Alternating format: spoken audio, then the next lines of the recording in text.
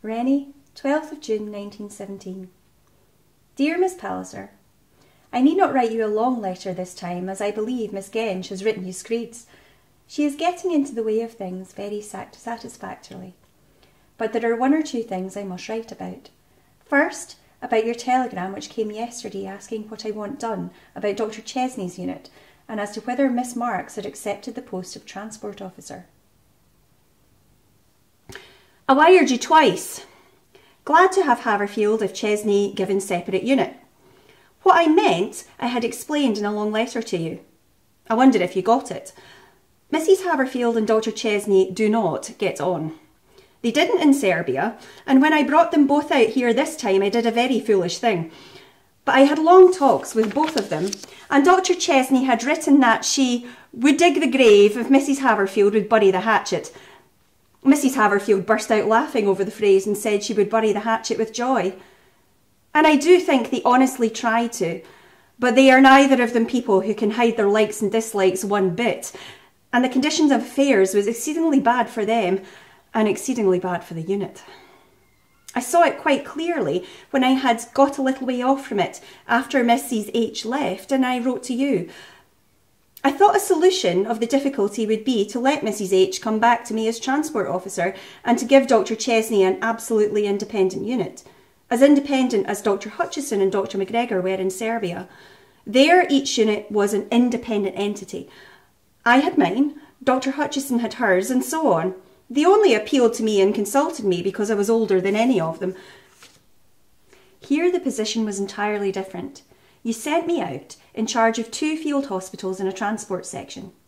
If you could have sent me the doctors I wanted, I should have taken the position much more of supervising the work of all 3. As it was, I was practically tied down to being chief medical officer of 1 hospital. Well, my telegram meant give Dr. Chesney an entirely independent unit and let Mrs. Haverfield come back to me. Dr. Chesney could have had what she did in fact have in the end, a horse transport, because she and Mrs. H misunderstood one another so persistently, and they need not have touched. But, as I explained in my letter to you, Dr. Chesney is not an ideal head of a unit because she takes such strong dislikes to people, and as Mrs. Haverfield is not coming back, I think you had better leave things as they are for the moment. As long as I am in charge of both hospitals, I can, by transferring people, overcome that difficulty to a certain extent. But of the 12 people she took to Bobo Mitch, I had to recall 4 because they were so miserable. Matron Vizard, Sister Jenkins, Miss Fawcett and Miss Turner, the first 3 splendid workers. Now I am taking back Miss Ford for the same reason and sending Mrs. Robson there as cook. Another thing is, Dr. Chesney is only signing on for another 3 months, and unless you are quite sure you can get Dr. Hutchison or some really first-rate woman as head, I think you had better let things stay as they are. If you can send me out more doctors, I can supervise perfectly, especially when we get back to our Serbs. If you can get Dr. Hutchison, then I should say make 2 units entirely independent. If you cannot, then I think from many points of view, it's better to have the hospitals under one management, to amalgamate or to work in separate sections as may be necessary. The other thing I want to write about is the question of women drivers for the cars. I told you in my last letter that Miss Marks want to have men. And of course, dear Miss Henderson does too. We should never have had any Scottish women's hospitals at all if they and their sort, dear things, had been listened to. How they would have disapproved Florence Nightingale's little band.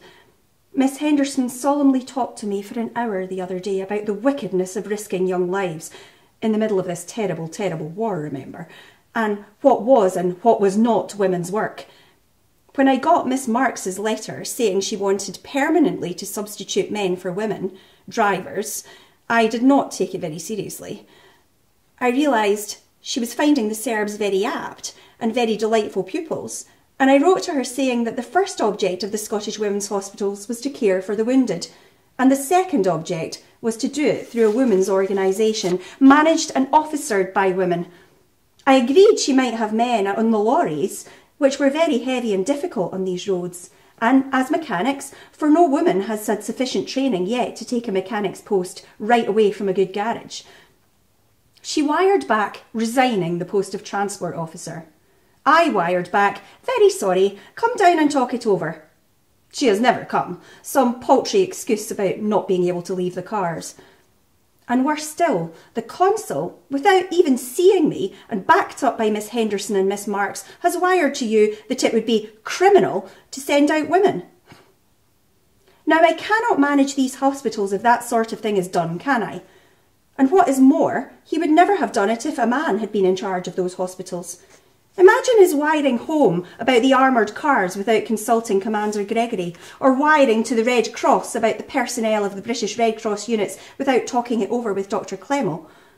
Unless, indeed, he thought Commander Gregory or Dr. Clemmell were doing their job so badly that they ought to be superseded. And apparently he does not think that of me. But he thinks, because I am a woman, it does not matter interfering. Now, dear Miss Pallister, will the committee realise that they cannot have it both ways? They cannot expect me to always be ready and always on the spot and to take no risks. The British Red Cross units ran away from Galatz. We held on, and apparently you were pleased. Certainly we managed to do a big bit of work. Now, if you want me to stay here, will you back me up by helping me to be always ready with personnel and with material? And will you help me keep the hospitals what they were originally intended to be, the women's organisations?